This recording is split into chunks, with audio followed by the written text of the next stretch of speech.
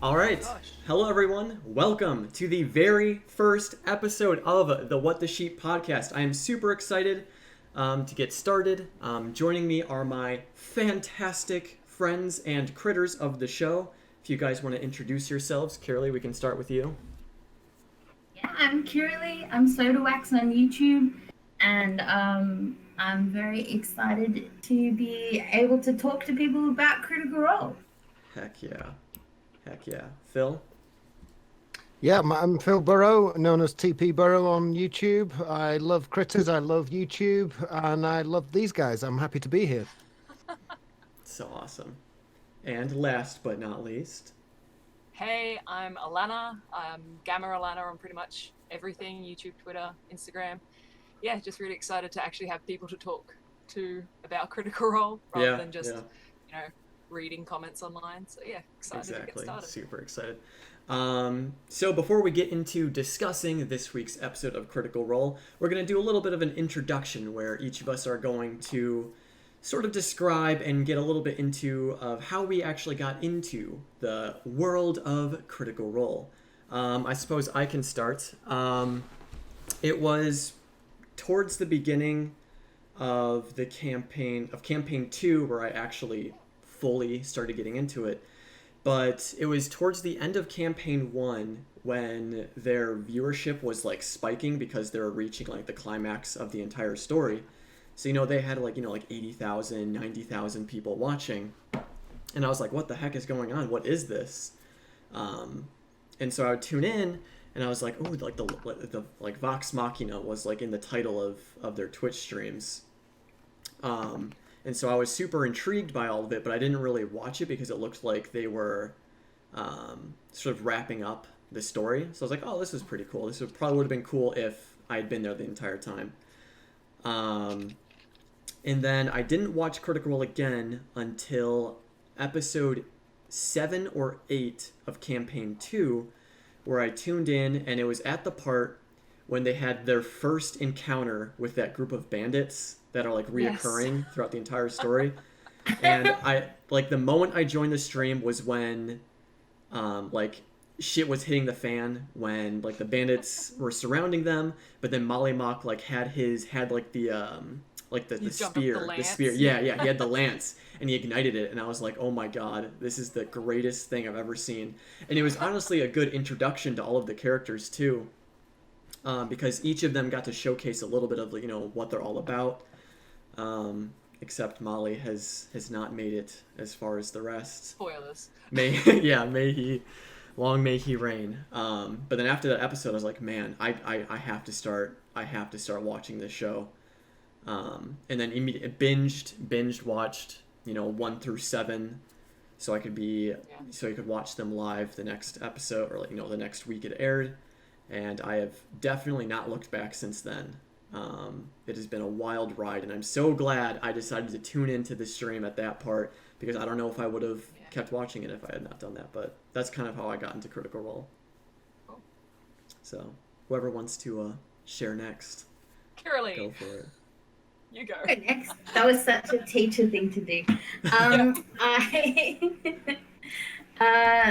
So similar, I guess, in that I sort of tuned in and then was like, nah, I'm not really super into this. So my original D&D love is a podcast called Dragon Friends, which is an bunch of Australian comedians. Yeah. And like had vaguely known that D&D was a thing before that, but that was my first one, and that was only like 2.5 years ago. And they're idiots, and so when I think they would even talk about Critical Role, so I was like, oh, I'll give it a go, but it was just too good. Like Dragon Friends is dumb, and it was just too, so I was like, oh, I don't think I'm into this. And then when we were talking the other day, Nico, I said a YouTube video. It was your YouTube video of of Jester finding out that the gentleman could be her dad. Mm-hmm. And I don't know, that came up in my YouTube hits, and I watched that, and I was like, this is really cool, because it was kind of silly, and there were different voices, and Mm-hmm. and then I watched another one, and I watched a bunch of animatics, and then I think that's the drug. And then the first actual full one I watched was The Search for Grog, Yeah. which, if you're wondering, does make absolutely no sense and is the weirdest Yeah. thing. And everybody costumes, and the costumes don't line up to what their characters are, Mm-hmm. so it's really, really weird. But from then on, I was like, these guys are hilarious. I don't play video games. I didn't know of any of them previous to that. Yeah. Yeah, I don't watch any anime, so that was my first sort of in, and now I've consumed everything that can possibly be consumed, Mm-hmm. and I'm now making YouTube videos because I want more. Yeah. Yeah. To add to that, what I love about us and other content creators that create these highlights for the show is that it lets people who are unfamiliar with it or aren't fans yet have like a way in, because obviously 4-hour episodes is extremely daunting for people, but when they see these highlights of, you know, just like 10-minute clips or whatever, it gives them a taste of what Critical Role is all about. So in a way, we kind of help expand and grow the community by creating these highlights, because it allows easier access into the community, I think. So yeah, it's super cool. Phil, do you wanna share how you got into Critical Role? Did we lose him? Sure. Oh, there he is. All right. No, I'm here. Yeah, I was trying to set up a D&D game way back when, and one of my friends said, one of the players said, "Oh, have you heard about Critical Role?" And I was like, What's that? Never. Wait, it's like, look, it's on Twitch. Told about it, and I picked it up about episode 17, I think, of Critical Campaign 1, and then watched it from both ends, as everybody does. You kind of start watching it live, but you're also binge watching the previous episodes in order to catch up. I know what's going on from this point. And I found out that Felicia Day was in it and Will Wheaton. It's like, oh yeah, I love these guys as well. This is going to be good. And then I got to the Briarwood arc, and I was like, oh wow, this is a bit better than your average role-playing game. This is really, really engaging. And I got really embroiled with it. And at some point, I went through that transition where you're watching it on YouTube on a Monday and going, oh, I'm loving it. And then the next episode comes out on Thursday, and everybody's talking about it on social media. And you're like, I must know what fine. I'm going on Twitch. I'm going to subscribe. And you pay your subscription, your duty $5 or whatever it is, which isn't much. And you happily spend the rest of the weekend binge watching Critical Role again. And then you're up to date, and then you can't wait for Thursday to arrive. And it was round about the Chroma Conclave arc release that a few of my friends, I was obviously episode 39 came out, and I was like, oh my God, you guys, you've got to watch this. And they're like, but it's 4 hours long. I can't possibly watch that. So I went, right, okay, I'll grab a bit. And I think my first clip I ever grabbed was Scanlan talking about Sood with Jarrett, when Jarrett was drunk on the what was it called, the Sandcake's Hide, and I posted it just to show my friends and say, like, this is what it is, you've got to watch it, it's really funny, it's hilarious, blah blah blah blah blah. And I logged in the next day, and it was like 40,000 views. Now, in the 10 years prior to this, my channel's entire views, which is just mainly me playing crap computer games and attempting to do naff things on vlogs and things like that, just fun for me and family. And it was like I'd had about 10,000 views. So I thought, okay, well, we'll carry on doing this, and kind of went from there. And I've followed Critical Role Campaign 1 rigorously, diligently, pursued it to the extent where I've actually gone back, as you know, and collected more forgotten gems and tried to grab little bits, because you need these little morsels to feed to people. You can't just say, here's 500 hours of entertainment, go and watch.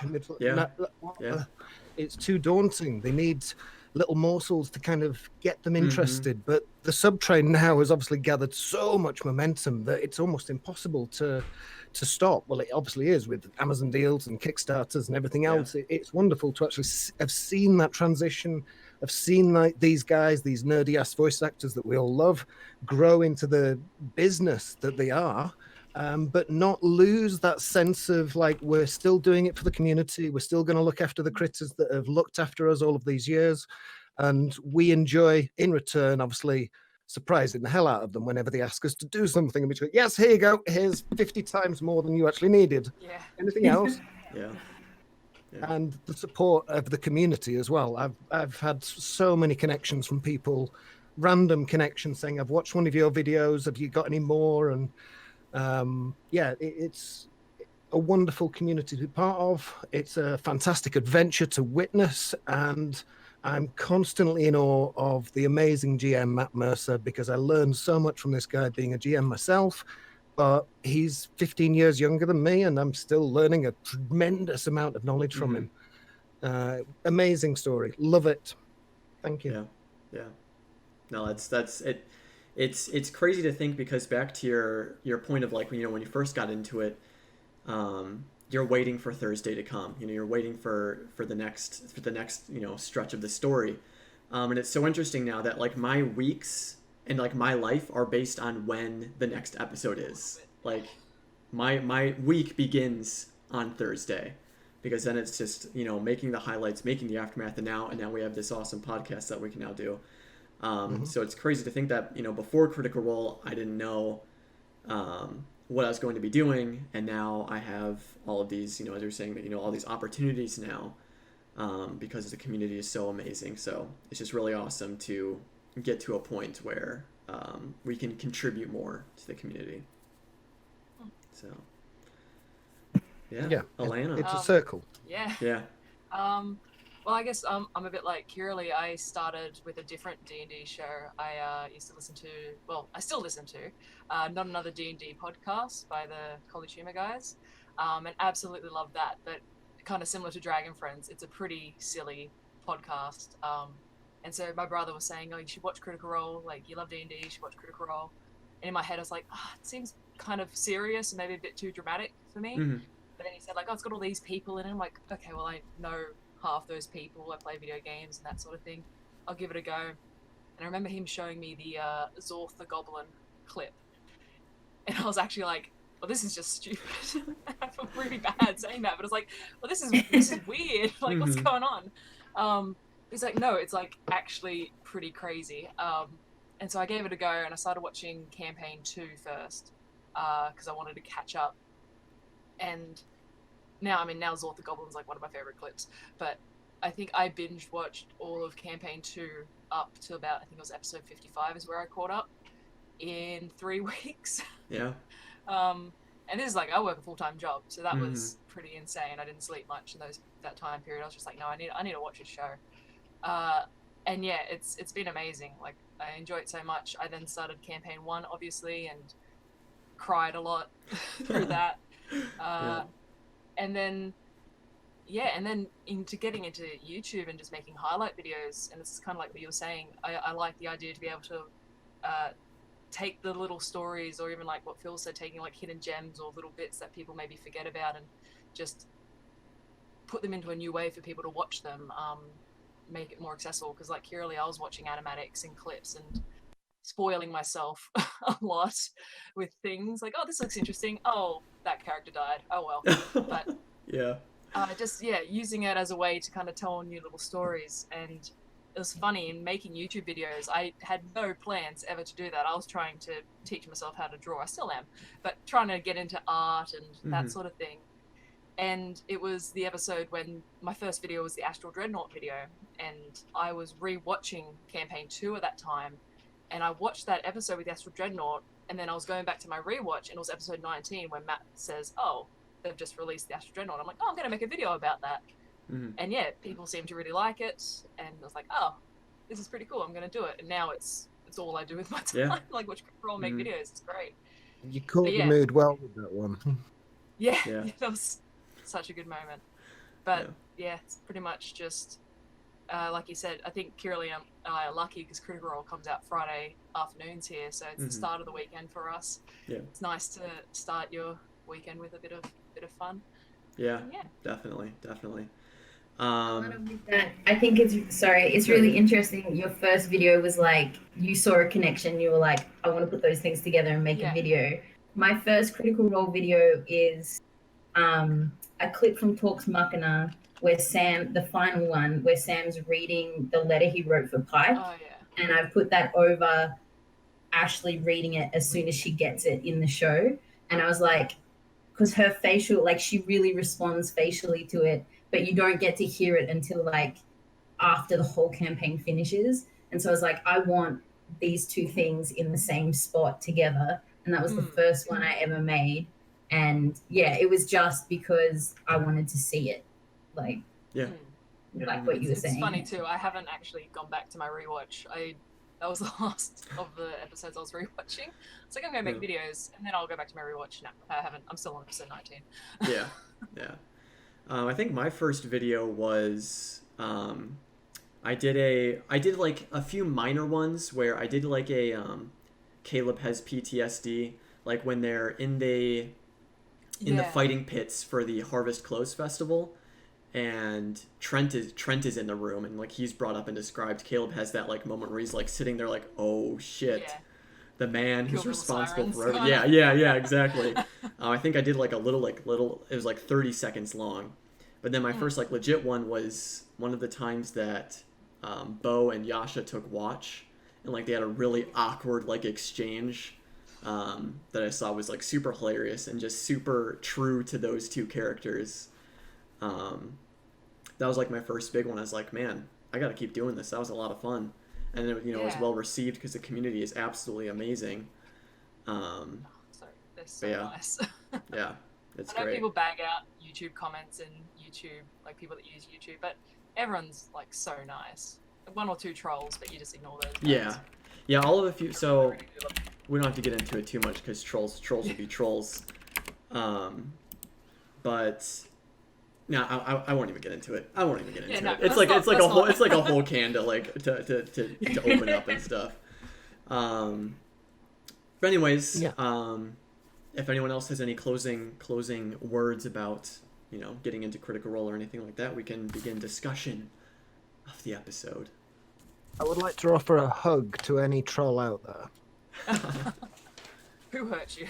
Yeah, that's valid. But yeah, what an episode. But yeah, like seriously, what a crazy episode to have our first podcast on. Oh God. So much emotional baggage to to sift through. I guess I don't feel like I'm qualified to discuss all these issues. I know. I guess we can start. We can ease into it a little bit. So, I want to touch a little bit on Not and how she might feel about this whole situation, because I touched a little bit about it this morning, but the idea that Not doesn't seem quite sure of what she wants in this moment, because obviously she does want to become a halfling again, but becoming a halfling again means she might want to leave the Mighty Nine and go live with her family, because that's ultimately, her goal. But she then decided to get the transformation done, but then the transformation didn't even work. So now it's kind of like emotionally exhausting for Not at this point, because she decided to get transformed, but then it didn't work. So now she's probably got to be in like some kind of a weird headspace. So I'm interested to see how Not will handle the encounter with this witch when it does come to that.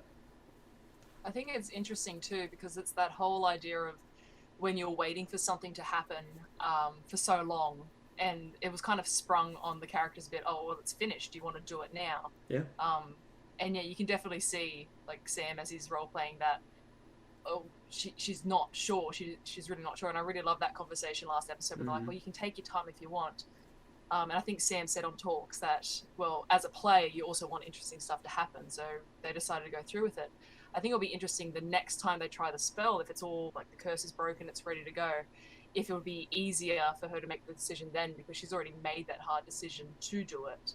Mm-hmm. Or if it's going to be, as you say, she's going to have then the time to reflect on whether or not that was the right choice of what she actually wanted to do. Mm-hmm. It's just, that's like, it's really sad. It's just a whole Yeah. sad situation. Like, because she wants to go home, but she wants to adventure. And Yeah. I remember I saw a comment online and someone saying, it's kind of, it seems black and white, like change back to being a halfling and go live with her family or stay with the Mighty Nine. But there's that also kind of idea that, well, maybe she can be a halfling and still adventure and be at home sometimes and things like that. So I'd be interested if that ever gets brought up and they maybe discuss that as an option, because that's what I'm rooting for. She could be a working mom. I think she's feeling ambivalent. I'm not entirely convinced that she actually wants to do it. She was only kind of going through with it because Caleb had discovered the spell and spent so much time and all of the other contributions that had gone into it. And she, obviously, he said in talks that he wanted to do it because he was a player, but I'm still not convinced that Not wanted to do it, because Not's character has only been created through all of her amazing adventures with the Mighty Nine. And like he said, it's like, or like she said, sorry, to change that, I don't know if I'll wake up the same me. I don't know if I'll feel the same. So that apprehension, I think, will manifest later on after further adventures and further incursions as Not the Goblin. It may just get ingrained to the point where he's like, no, I don't want to do it. Thank you very much, Caleb. And they'll use it for something else. They'll actually use it in some really devious jester if she gets hold of that spell. God. And God knows. So, yeah, Ford, you wake up in the morning, you look like a mammoth. Yeah, or maybe we'll actually have Ford change into a look-alike of Caduceus, since that's been a running joke, I guess now. They're already identical. Let's be real. Yeah. I guess they don't need they don't even need the spell. But that's an interesting point, Phil. What if we see that Not actually becomes comfortable with being a goblin and decides that this is who she is now and this is the person she's become, and ultimately decides that she wants to stay a goblin? It'd be an interesting character point. Because Yezer accepted her. Yeah. Yeah. And now it's pretty much just been her trying to accept herself, I guess, at this point.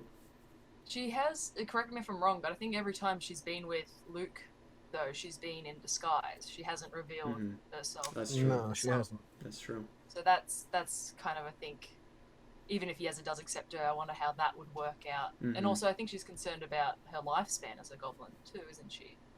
Because I think they said in the show like they don't live that long, but I think actually in D&D, it depends on the rules, but they live like 60 years or something. Yeah. Which sucks compared to an actual half. True. Yeah, it'll be super crazy. I was thinking about this. I had like a meta idea where like I was watching an old clip. I think it was like the Molly is like the bisexual god or something. And anyway, I was watching that clip and I was thinking about how weird it is to miss Molly, but that Talison's still in, like still playing. He's still there, he's still playing, but I was like, wow, like I would have liked to see more of this side of Taliesin at the table. And I think there's like this meta thing where it's like, if Sam goes ahead and does it and not leaves, of course Sam won't leave, like he'll just pick up another character. Terry will just join the party. Yeah. But like the interactions he has as Not with the people at the table will stop. And like, how insane will it be if he's the one that does that when that happened already in the first campaign? Like, that's insane. But like, I feel it on both sides, because I sort of agree.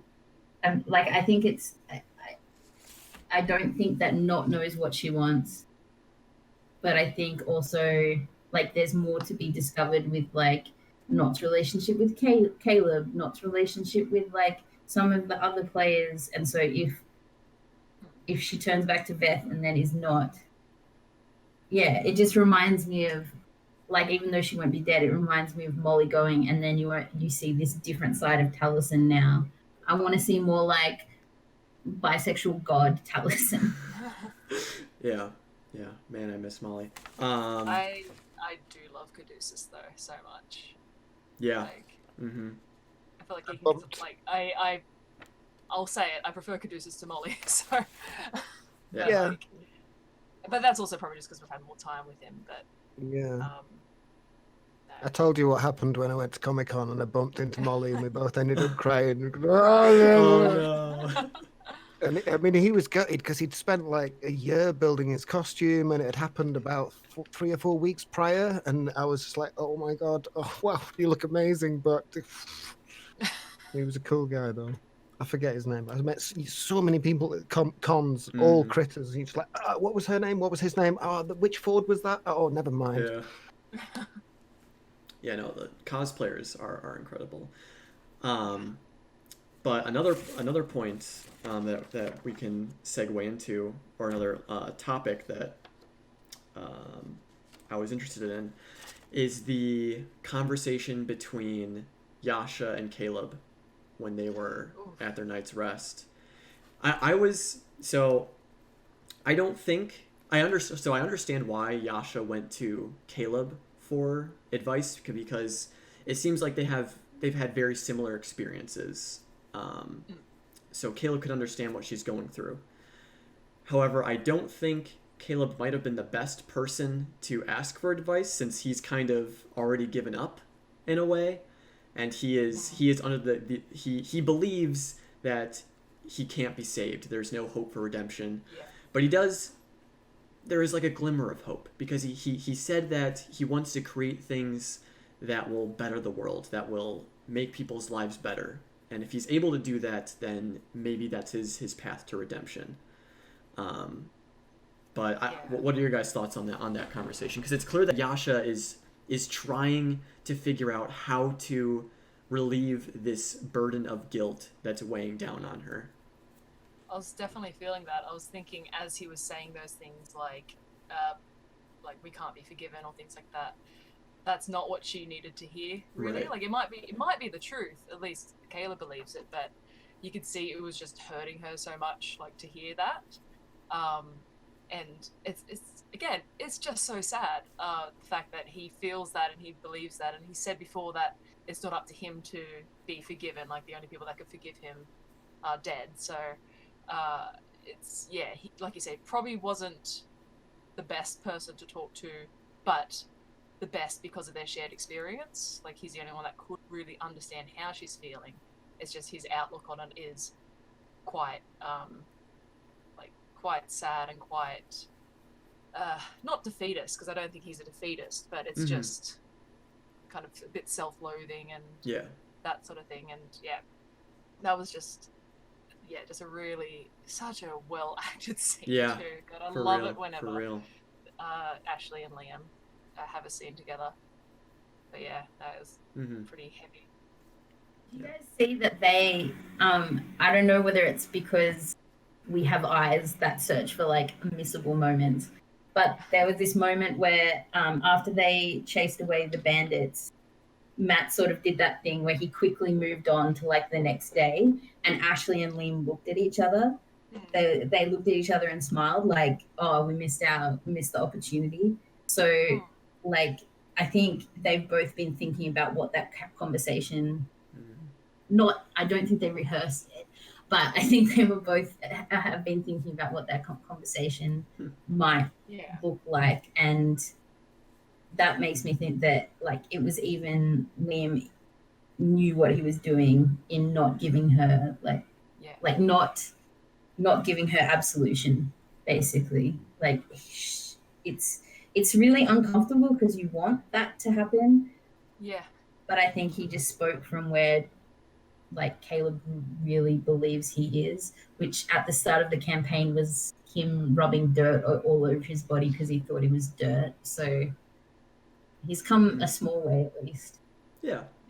92 episodes. He's made a little bit of progress.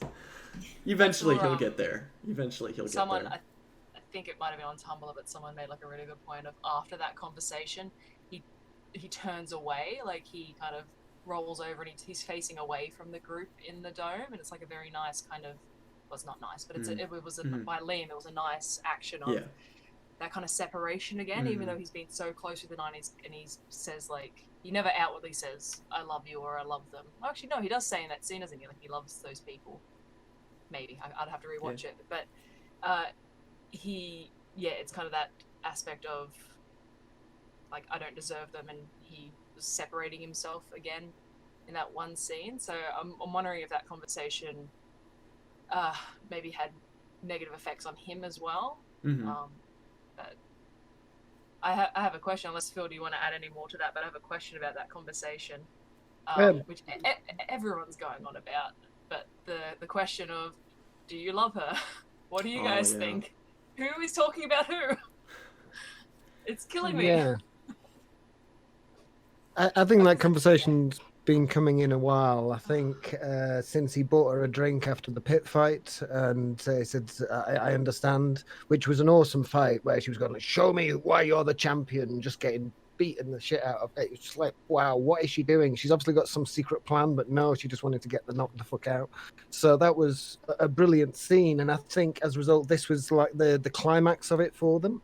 But I forgot what I was going to say now. I don't think Yasha's backstory hasn't been explored. She's such a critically, no pun intended, a critically important character to the show, and I think her backstory is going to reveal more than any of the other characters have done before. And we've never been able to explore it because Ashley, unfortunately, hasn't been present until very recently. Now that thankfully she's back, yay. We can explore that, and the continuation is best explored by those characters and voice actors that can carry that off with real gravitas, like Caleb and Liam. Sam would probably get involved as well, and Ford if he was probably a bit closer. But yeah, I'm looking forward to how it's going to develop. Yeah, but to the point of who does he love? Because I feel like there's an argument for any of the potential candidates. Obviously, there's Astrid, and there's Jester, who he's had several conversations with. So for me, it's between those two. But when Liam said, or when Caleb said that it's too late, I think Caleb thinks Yasha is talking about Astrid. But Yasha might be talking about someone else. I think it's Caleb's talking about Astrid and Yasha was talking about not. Okay. Oh yeah. I mean, I think because we've definitely seen parts where Caleb has shown affection for Jester, but I don't think Yasha has necessarily been like present for those moments. So whether that's a thing or not, I don't think Yasha would have really been asking That's about a good point, Jester. And while I think she does have connections, like she understands he has feelings for Astrid. I'm saying Astrid. Having feeling for Astrid. We don't know, but hopefully they talk about it on talks. But I think it might have been Yasha asking, "Do you love not?" But then Liam, you have no idea. I think his reaction is what makes me think he was talking about Astrid, because he did that whole kind of like sucking in the air and freaking out a bit, and that he does that whenever his past is kind of brought up. But yeah, and his comment of it's too late. That could work for either not. It could. It really could. Because now that you bring up not, because I know Not expressed her care for Caleb, and I'm pretty sure Caleb's brought it up as well. So I would assume that at some point Caleb may have felt romantic feelings towards Not, and the too late might be too late because she's married to Yeza. I saw another interesting thing, and I'm going to try and make this not just I saw this on the internet, but I mean you read things, and it was really interesting. Someone saying, and I should have referenced who it was, but it was on Tumblr saying maybe the too late was Caleb saying it about himself. Like it's just too late for him because he feels as though he can't love, or he doesn't deserve love, which I thought was really interesting. But that's an interesting point, actually. What do you guys think? I think it just goes, it's one of those, it's a really, really good example of how with any type of media, but because the fandom's so vocal with Critical Role, you can hear one thing, like they can say one thing, and then so many different people can hear so many different things. Yeah.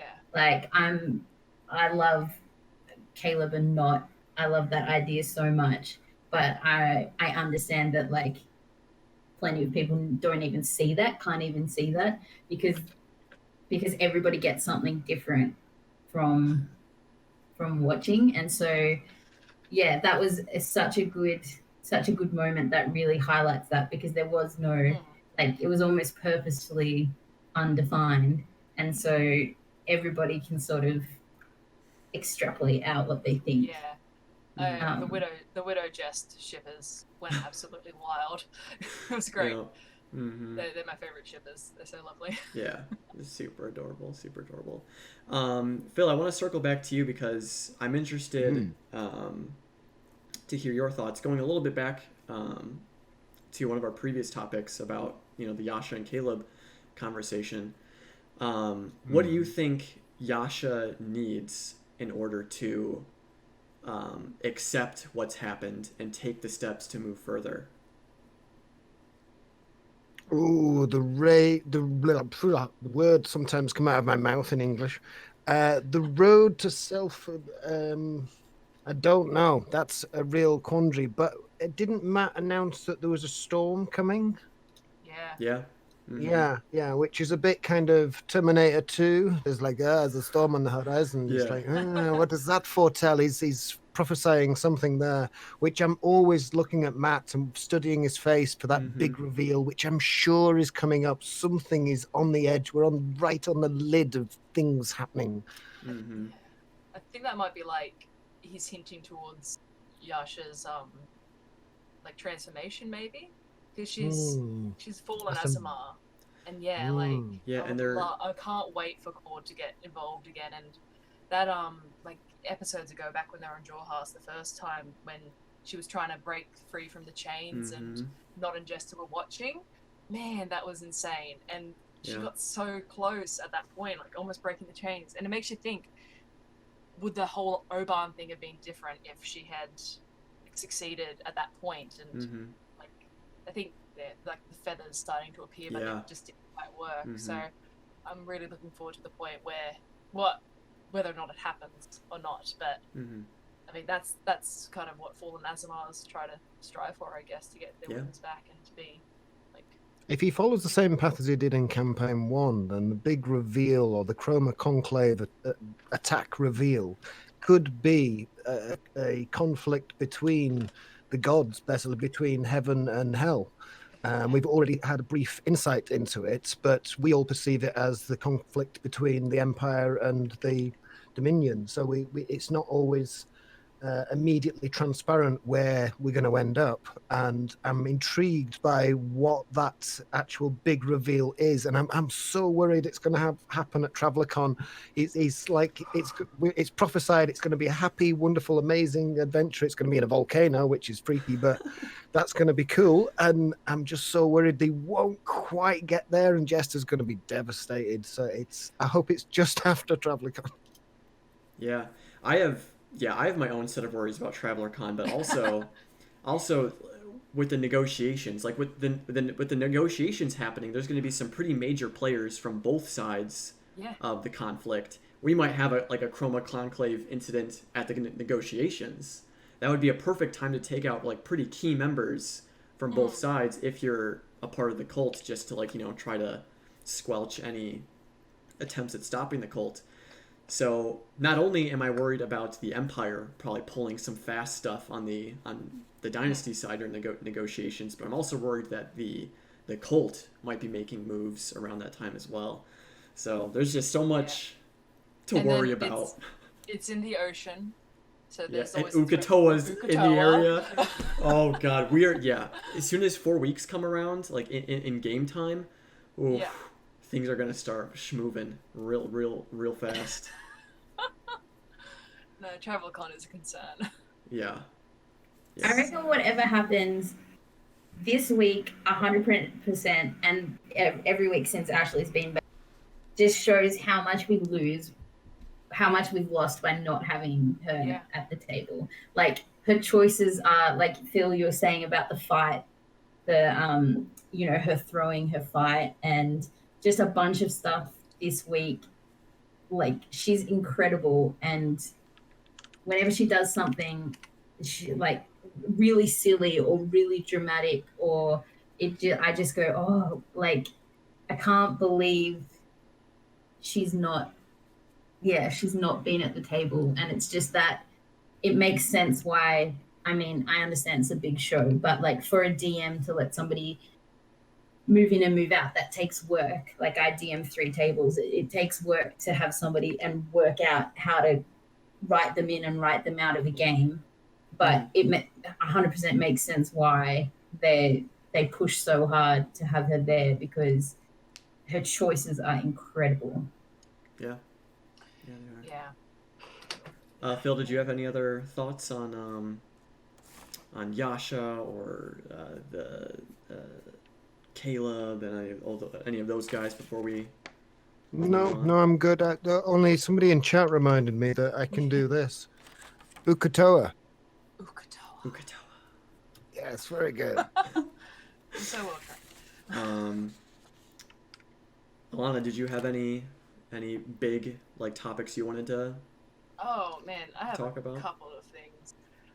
Nothing big. I just like for how heavy this episode was, there was like some really great moments. And like I think we can all like as editors be thinking like, ooh, I can't wait to like edit that clip. But goddamn, sweet Caroline. Oh yeah. Yeah.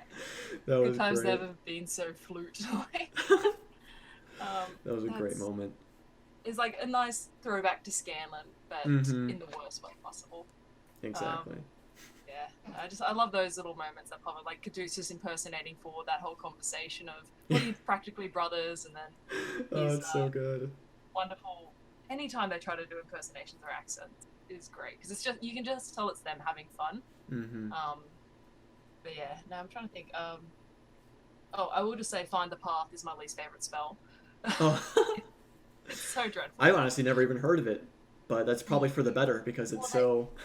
They used it in campaign 1, and I remember they were using it to find the Sphinx, Sphinx's partner. So they were in the Frostweald for that, and Keyleth used it, and it's just like, oh, it was super ineffective, or it kind of just gave them a basic way. They're like, that's a 6th level spell. It feels so wasteful. And so when they brought it up again, I was like, oh god, I hate that spell so much.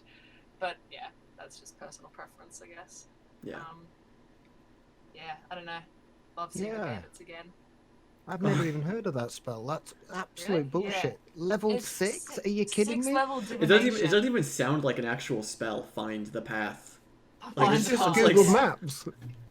Yeah, That's pretty all- much. yeah. And they say It's it's a ways. GPS. Like, but it's also like, yeah, it's ridiculous. And I think actually the actual wording of the spell, the material components is you'd need something from that place. But I think Matt just homebrews it as long as you're familiar with the place, it's fine. But But you No, have it's to just- know the place. I mean, if you're lost in a labyrinth, it's no use at all. yeah, True. no, Okay, it's yeah. pretty silly. That's probably why I've never heard of it. None of the players have ever chosen that. What the heck is this? I think one other thing I want to bring up before, I imagine we're going to talk about Bo. Oh yeah. But Yeah. just I guess maybe leading into that, Mm-hmm. do you guys feel like Kamorda and Deerstock? Because I remember when we first saw Deerstock in campaign 1, I was just thinking, man, this place is depressing. Like, this part of Wildmount, I feel like it's just the crappy part of Wildmount. And maybe it's just the landscape or the weather or whatever, but every time Matt describes this area, Kamorda or Deerstock, it's like, man, I hate this place. It's just kind of, it's ugly and kind of bad. I'm looking, I've got a map up here, I'm just looking at it, and it's just like, bad area. Stay away. What happened in Deerstock? Like, what did they do there? In campaign. That was when Tarry got kidnapped by the Drow. Like his father put out a bounty on him to bring him back, and so they went there and they went to the mines there to like do a favor for the Myriad. Yeah, Platinum Like Mine. the whole landscape description is it's dark, it's rainy, it's just not very pleasant. And because at the time when I was watching that in campaign 1, I'd already caught up to campaign 2, so I'm like, no, Wildmount, yeah, it's a bit political and a bit harsh, but it's got pretty interesting landscape. And then watching campaign 1, I'm like, ugh, gross. Yeah. Mm-hmm. What about the Briarwoods, though? Well, yeah, exactly. They're from the same kind of area. They're from the west of Wildmount as well. So their whole like idea is they come from a pretty crappy place. They've got vampires and necromancers. I'm just waiting for that link between campaign 1 and campaign 2. Like, for example, who is on the Teldori Council? Yeah. Yeah. I'm sure we can all assume who's on there, but like we want Matt to say it. We want it to be Yeah, canon. just tell us. Yeah. Give Grog Grog to to be us. at the head. Grog needs to be on the Teldori Council. Oh my god. That needs to happen. Yes. Yeah. 100%. But I guess moving into the big topic of here, leading into it, I love Jester trying to comfort and support Bo through this whole endeavor. And it just means even more since now we know that Bo kind of has a little bit of a crush on her. So it means more to Bo when Jester is trying to help her through this emotional experience because of her feelings for her. Yeah. And I'm wondering if Jester, because obviously Laura doesn't want to metagame or anything like that because it'll ruin the experience, but I wonder if she'll start to play Jester as if Jester is slowly starting to figure out that Bo might have feelings for her. I've definitely thought that. I feel like since that conversation Bo's had with Not, and it's not to suggest metagaming or anything, that Jester's been a lot more kind of friendly with Bo in that sense of, well, they had that conversation where she's like, well, I don't want you to die, and like, you know, we really care about you and things like that. And I think that like Laura's definitely maybe setting that up. Jester does have feelings for Bo. I do love Sam or Not saying like, I don't think Jester knows what she wants. Yeah, yeah. Because of her kind of screwed up childhood, but I think that's maybe where it's going. And yeah, I agree. I loved how Jester, even before they went into the house, was saying like, "Hey, we're here for you. Like, your dad's an asshole. Don't worry." And then midway through the conversation, she's like saying, "Hey, we can leave if you want." And then finally pulling Bo aside and actually just comforting her and not. I don't think at any point Jester saying you should forgive him. Like that whole conversation of, where she's like, it's like don't hold on to the grudge because that pain is just toxic. Like she's not saying you should forgive him, but it's just saying don't like hold on to it. Yeah. Because you can recognize how toxic this person has been in your past. It's not going to do you any good. Which I really liked because I was really worried when she was saying like it seems like they love you. I was worried she was going to be like maybe you can try to forgive them, but she's too good of a friend to suggest that. Right. Like, yeah. Right. Good stuff, Jester. Exactly. So I guess moving into this like, super heavily emotional scene. I guess what is everyone's first impressions on Bo, on the community, us, and Bo finally meeting her family once again? Because we didn't really have any information on her family other than that, you know, the father's superstitious, he was kind of an asshole, they sent her away. We didn't really know her family side of the whole story. We only heard all these things from Bo. So I was worried that, you know, the mother and the father were gonna hate Bo. Like when she arrives, they're like, "Get out! Like we don't want to see you." So for me, it was kind of interesting to see that they were surprised to see her, but still happy in a way, even though they didn't show it in probably the best way. They wanted to send her away. They did it out of love. In their image of love, I guess. So for me, it was just super interesting to see all of it unfold because it was not what I was expecting, at least. I think it sort of touches on one of the things that Matt talks about sometimes, and why I enjoy the fact that like I DM sort of post listening to a bunch of podcasts and that kind of thing, is that it's really cool to have, not that Bo's dad is a villain, but he has been kind of set up to be a bit of a villain, like complicated villains with really interesting like people aren't simple. People aren't black and white. Like you don't often meet somebody that's just flat evil. Usually they at least think that they have a reason for doing the thing that they did, and it doesn't excuse the thing that they did in any way. But it's really interesting because I think that's for every single, like even for the dragons, even for like for everything that Matt brings to the table, there's like a huge amount of complexity to the characters. And even when they're meant to be the baddie, it's very complex and it makes it feel more real. And I think for some people that's really hard because I think some people just want to see her wail on him. But that's almost it's too simple. That's not how human relationships work. Right. I think, like you say, he's clearly like a terrible person, and from Bo's stories of him, I'm gonna have to rewatch when she's first talking about it because I had actually forgotten what had happened with her. So her being sent away, I had always equated that to she was doing criminal activity, and so he thought, like, scared straight sort of thing, send her off to military school. And so I was like, oh yeah, that kind of makes sense, she's a bit of an asshole. But the way she then tells it of how he was abusive to her and then sending her off, and then we finally get to meet him, and he's not just a straight evil character, but he's still such an asshole. But I think the way Matt incorporates these flaws into the character, so you can see not so much where they're coming from, but why they are the way they are. And Matt does that so well because he's clearly this imposing. He's, like you said, it's similar to Terry's dad.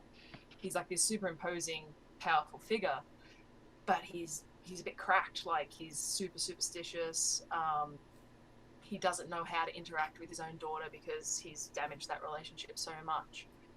But even then, you can't tell if he's being entirely truthful with his feelings, or when he said, like, I need to protect my family, and Bo's like, oh, like, looking out for your own family. He's like, no, our family, including her. It's like, oh, how much does he actually mean that, though? Like, right. And how much is he kind of interacting with her because now she's doing well, she's an expositor? Like, is that maybe a thing of, well, bumper sticker, my daughter's an expositor sort of thing? Which is why I loved Yasha at the end saying, like, you should be more proud of her. Like, that was a really good moment. But it's just, he's a weird character, and I didn't know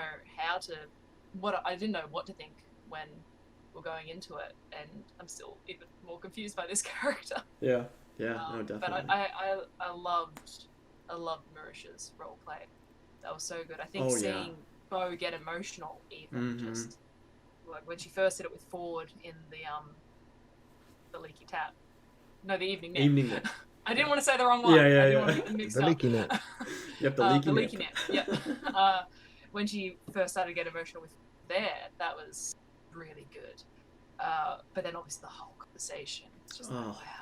Yeah, and it means so much more coming from Bo because we see her as such a strong character, and to see her break down like this, it just means even more. And just like huge props to Matt and Marisha for putting on such an emotionally charged scene. It was just so well done. That's going to be so difficult too, like as partners, to do that, to act as like father-daughter. Yeah. But I mean, they're actors, obviously, but still, even then, to do it with you're that close with. They've always explored this, though. Critical Role have always explored backstories. The scene reminded me a lot of when Tarry went back to meet his father and that kind of conflict. And as we know, community and family have always been very important to Critical Role, and they've always encouraged it. And it's more about the family that you build through your D&D connections and like this and so on. And I think it's necessary for Bo's character development, whether you're expelled or sent away for whatever reason. It's a kind of a Jason and the Argonauts film theory plot line, is like, you must go away and retrieve something, and she's done this and she's become an expositor and achieved that goal, and she can now finally return. So I think it's inevitable. She was always going to come back. I feel I feel it's a bit almost contrived that it's linked with Nott's story, and you're like, okay, that's a bit coincidental. Like Nott's, Caleb was saying, is like an awful coincidence, and you're like, yeah, it is, and that's unusual for Critical Role and Matt to do that. He doesn't normally like drop coincidences in there unless it's for fun, like the later on the bandit scene and things like that. So, yeah, I'm not sure. Well, I think in that sense, we don't know much about this. It's a hag. Like, I think it's going to be a hag. I think there's no way it's not going to be a hag. I think we don't know much yet about the hag to know whether it's like kind of just a random coincidence or if there is actually like something more to it. I don't think it's going to be much more than just it is actually a coincidence that she's the one the goblins went to and also the one that Thoreau went to. But I think the whole deal with hags especially is that they are just known through the area and people do have access to them. So I'm so excited. We are getting ahead of ourselves, though. Go rewind a bit to Bo. Nico, you mentioned this in your aftermath earlier on about the moment when Bo suggested to her mom that, did you know that you were pregnant when you sent me away? And I was like, oh shit, that really, like, there was one of those, okay, time's frozen moment. And you can, if you go back and rewatch it and look at everybody else's faces, that dawn of realization spreads across the group, and they're like, oh shit. I'm getting choked up just thinking about it again. That was such a good incredibly moment. Hooked. Very, very powerful, and revealed levels of the character that hadn't previously thought Bo, not that she wasn't capable of it, but that wouldn't be explored. And it just led to obviously that amazing scene between her and her father. And like Matt said shortly after the stream ended, he's like, I found it really difficult being your awkward father. That was a surreal experience. Credit to them both. But that moment, that the silence was perfect, was so well done. Just because in the moment, probably the mother just didn't know how to respond to that. She didn't have any words that would fix everything that happened, and her silence was really her answer to what Bo had asked her. The tension, it was palpable in that scene. It was just so good. You got to think about it too. Marisha's been sitting on all this since the start, like, because she's had the family background and knowing that she had a brother that she hadn't met yet. That's all been from the start. So that's got to be crazy. Like, as a D&D player, you want to get to your backstory and you want to do all that sort of things. Like, but I think it's just the fact that it has been such a long build-up and it's come across. I feel like even though it happened so quickly, it feels quite natural how they've gone about it. You could tell it's just been. I didn't even think of that. The whole like, did you know you were pregnant? Like when you sent me away, because the timelines always made her think. It's just like, man, damn. That's that is rough, and that makes the whole situation even worse for Bo. Yeah. Because then it's like, oh, they got rid of me because they probably didn't want me to be a bad influence on this new child, or they wanted like a fresh start with this new kid and wanted me out of the picture. So, that's just so heartbreaking for Bo I say for Bo to hear something like that, but she didn't even hear her mother say it because of the silence. The silence. Yeah, the silence afterwards. I thought, like, go on, Matt, say something. And I was like, oh, she can't think of anything to say. And I was, oh, God, that makes it worse. Yeah. And the look on Bo's face was just like, Oh, it's heart-wrenching. Is that the point, too, where then, like, Ford chimed in? He's like, oh, let's go over there. Like, Yeah. It's like, this is marvelous. Like, hey guys, let's go over here. Like, oh man, so it's so well done. These people, like we say all the time, but these people are so talented because this is all improv. It's incredible. This is all improv. They understand like relationships and connections so well that they're able to. Man, he's managed to refine the group into this family, this community that has grown into this really strong bond. It's unique in many communities, many D&D groups. Fridge, what are you doing? Sorry, I apologize for my refrigerator. It's like you have a cat named Fridge.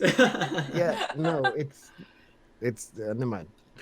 Yeah, what was I talking about before the fridge distracted me? The refining them into like a coherent family. And Yeah, the family again. He keeps like making sure, and this is one of the things I've learned from him, is that a part of being a games master is not just about the narrative and the NPCs and all of that. It's about maintaining the group that you've gathered. It's making sure they want to collaborate together and lead a narrative and work together towards a common goal, and also contribute to the schedule and say, yes, we are going to meet every Saturday and we're going to do this. It's hard to find those people willing to do that, but when you get them, it's worthwhile hanging on to them. And you see that, like, they're also prepared to let other people have their moments and not chime in. Like, I feel like in this episode a lot, because they're talking a lot about family and a lot about fathers and things like that, and you can see Caleb and Liam every time dad's mentioned or something, he like winces, and I feel I can't speak for Liam or for the character, but I feel like maybe he wants people to ask him about his family or things like that, like, because at this stage it's only Bo and Not and Yasha that technically Liam's know, just a method actor. But it's not. One-on-one. I couldn't see him at any point bringing it up like, well, my father said this, like as like a leading sort of thing, because he knew it was about Bo's story time. Like they're so good at letting other people have their moment, like helping the story rather than taking control of it. Yeah. Yeah. But also at the same time, I was like, oh, someone else cared about his family. Yeah, right, exactly. or else we're gonna have a "What's my mother's name" moment. Oh man. Yeah. Any time I want like a good cry, I'll watch that scene again. Because that's such a good scene as well. But we're running a little bit short on time. But there's just a few like rapid fire topics I want to talk about because I feel like they're pretty important. What do you guys think the price is that Thoreau is going to have to pay at some point? I was wondering if that might be like a dunamancy thing. Because is there a dunamancy spell that says something about like if fortune's favor? Is that a dunamancy spell? That's the one that gives you one reroll. Yeah. Yeah, and so he was like, it was like, I need part of your fortune. So in my head, and this could be nothing, but I watch Critical Role, so I link things. Yeah. In my head, fortune is like a dunamantic kind of phrase. Yeah. But I think Caleb already tried to see if the magic was, he like did, it turned out it was like not celestial, like cleric magic. Like divine. Thank you. Yeah. Oh, you mean like the curse? The curse, yeah. Yeah, he felt like it was divine, like the thing that was on Not divine. I think what Matt was saying with that is like it's not arcane. Like it's definitely some kind of natural or other magic. Whereas I think dunamancy might be more arcane magic. I don't know. Tell me if I'm wrong. But that whole, I feel like fortune and fate, obviously they're themes that are throughout both campaigns.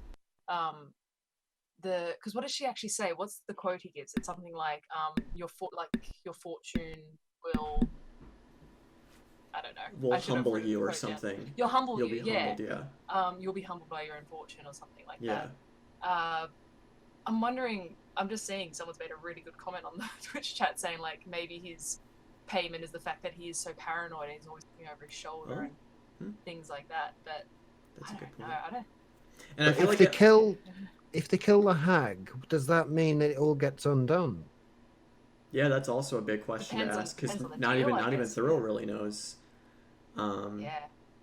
Because the magic that is linked to his fortune could then wane and like the grapes won't grow as well, or their vineyard might go to crap. But I think because Bo said that maybe she herself is what will humble him, but I feel like that's a bit too obvious of an answer.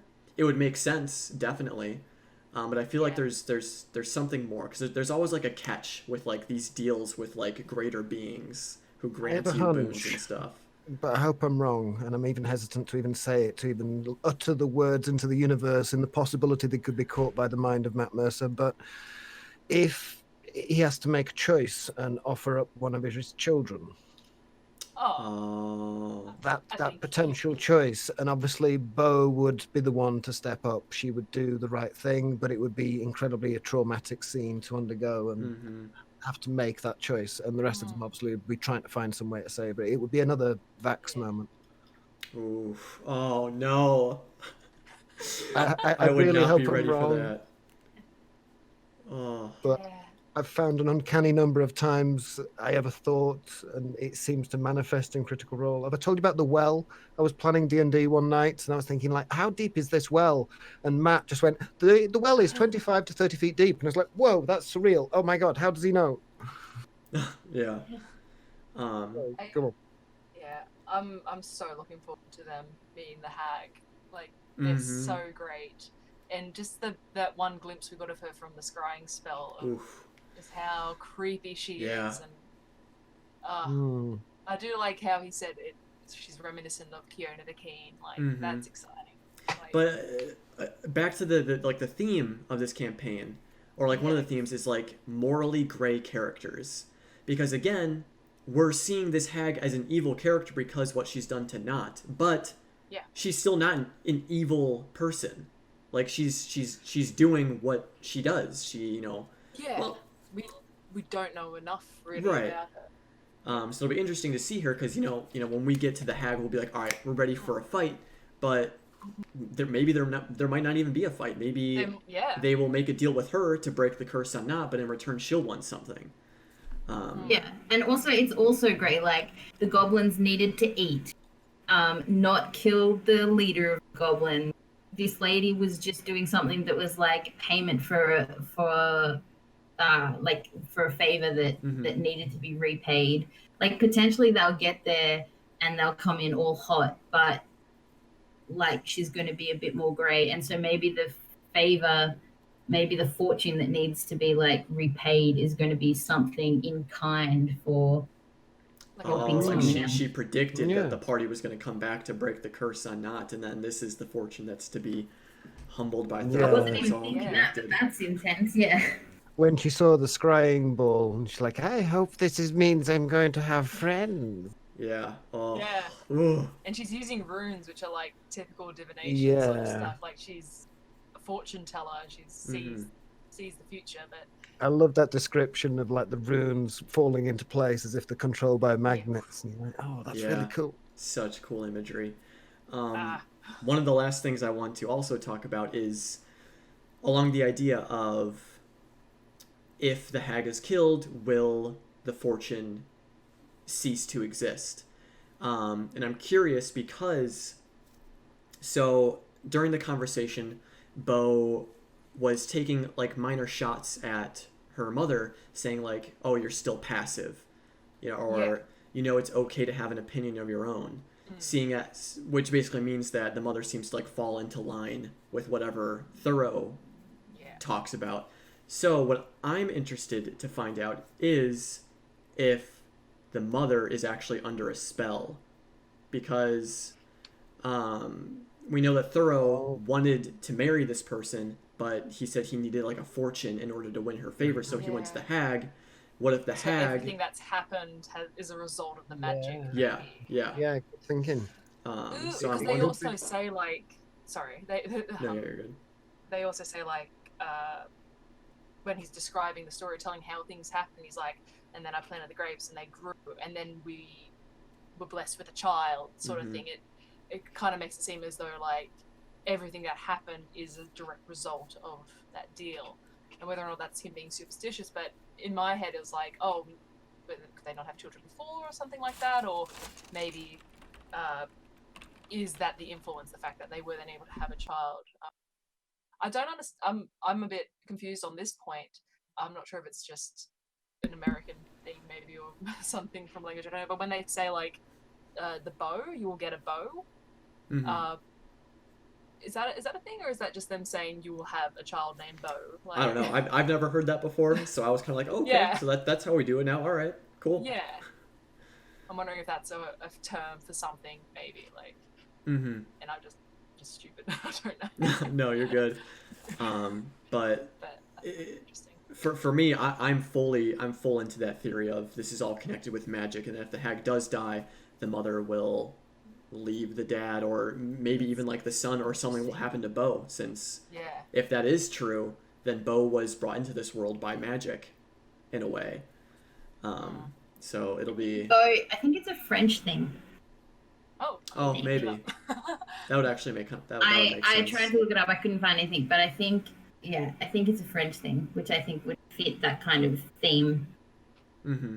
Like there are other kind of Frenchy things in her. Yeah. genre. I'm worried Somebody- about... No, go ahead, Kirli. Somebody in chat did point out about the creepy lady in Molly's backstory as well. Yeah. And there's still like the person who saved Caleb. Yeah. Yeah, that's true. I think, I'm not sure if I think they're like related to the Caleb one, because that just seems like maybe like a cleric woman in the asylum. Oh, I don't know. That's the thing, because they've all got mysterious women like in their backstory. Maybe it's Ukatoa. They're just all Ukatoa. Ukatoa's been pulling the strings this whole time. Yeah. Like Vandrum in Yeah. It's just a hag. No, it's Sabian. It's Sabian. The guy from Ford's backstory that has... It's only guys, been I think we all times. know that it's Larkin. Oh, Larkin yep. is the one. Yeah, it's him. Oh gosh. Then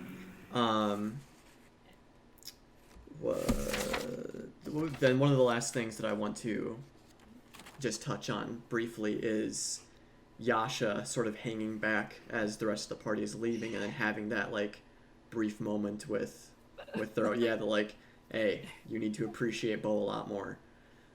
Before you regret it, essentially, is like the meaning she was saying, which is like very scary foreshadowing of what they might encounter at with the hag and stuff. Appreciate what you have before it's gone. I wouldn't even say that someone might die. Like if things become tense and heated with the meeting with the hag and a battle might break out, this hag might be an all-powerful being if she's able to do these curses, and it has these divination spells and stuff. So definitely super worried about all that, but I think it just goes to show that everyone is trying to support Bo through this whole thing. What if she's just like a druid? Like, if it's not a hag, what if it's just someone that has access to the reincarnate spell that also happens to know divination? That would be crazy. It's Keyleth. It's Keyleth. It's actually Keyleth. She spends her time Yeah. fucking with people. It's only been 20 years, but those 20 years really did a number. When she's not on the Tal'Dorei Council. Yeah. She's This is her part-time job. Yeah. Her side gig, if you will. Yeah. But any closing thoughts on any of you? Anything you guys want to bring up that we didn't talk about?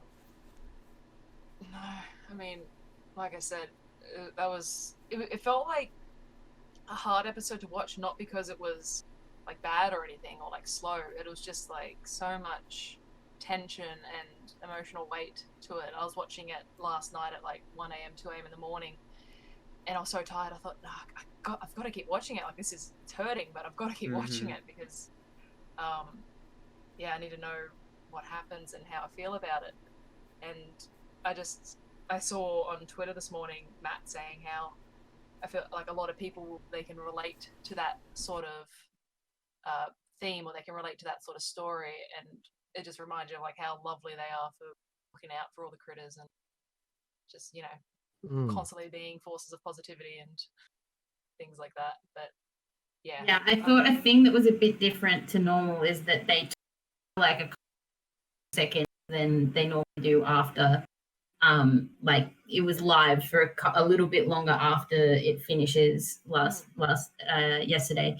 And with Matt on Twitter this morning and Marisha on Twitter last night, it reminded me about how in games, how important that cooldown period is. Of like, that was all really intense. And then just that moment of like breaking the tension and then saying, hey, that was really intense. At every D&D table is so important. And I thought that was a really good example of that. Oh yeah, Yeah. definitely. Phil, what are your overall thoughts on that episode?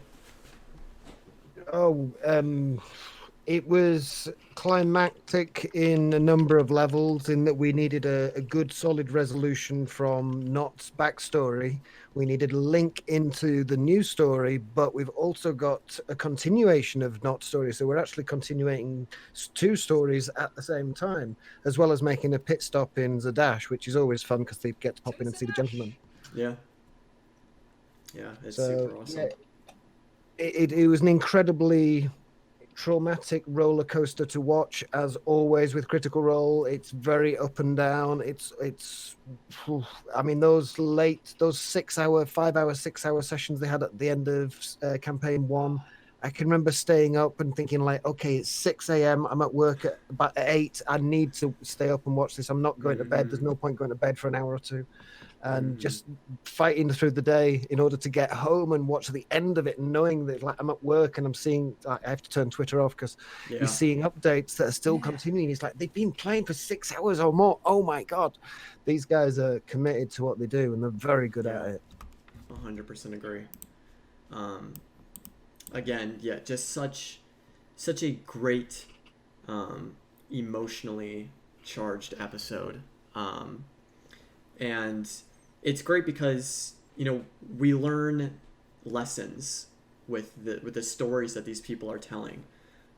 Because, these aren't perfect characters. They have flaws. And working through them is like teaching everyone who may know someone like this or is someone like this.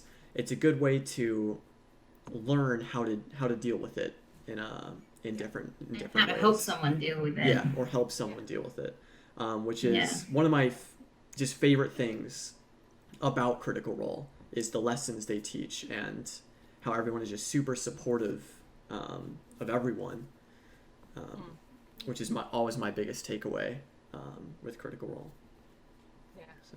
Before we go, I do want to say, with All Work Not Play coming back, if anybody hasn't listened to the whole backlog, Liam and Sam's All Work No Play So that excited. birthed Critical Role, all their stuff pre-stream, you can watch it. Like, all you have to do is Google it and you can find the podcast. It is more chaotic than the most chaotic Critical Role thing that's ever happened, and it's like, I listened to them all in one weekend, and they're like across years and years and years, and I listened to them all in one weekend, and they're just hilarious. If you want to hear more like Sam Liam love, that's just pretty much what it is. Yeah. Plus Travis is their top, is their top fan, and he's like, for a little while, I think the only person listening to them, and he's such a fan, so it's pretty funny. Yeah, we're gonna have a separate What the Sheet episode just about Undeadwood, because that's a whole another thing to unpack right there. That was a great. Put your life on hold. I haven't finished it yet. Just right after this stream, Gamma, I want you to log in. And you need to watch it. I'm still watching Deadwood. I've still got one season of Deadwood and the TV movie to go. I don't want that to be spoiled. Yeah. Okay. Well, credit to you for getting into the backstory. Spoilers. Yeah. I'll get there. But yeah, guys, I guess, with all that being said, we can go ahead and wrap up. Thank you all so much for joining me today. Thank you guys in the stream. A few of you, let me see if I can read your names. I have really bad dyslexia, so Celesticalily? Oh God, I'm worse than Brian. They've been given some great comments. I've been reading their comments. But yeah, thank you guys for tuning in the stream. Thank you guys for tuning in on YouTube when you guys watch this. Let us know all of your thoughts, feelings, and emotions down in the comment section below. Thank you all so much for watching. I hope you have an absolutely wonderful rest of your day, and we will see you guys next week. Cheers, guys. Bye.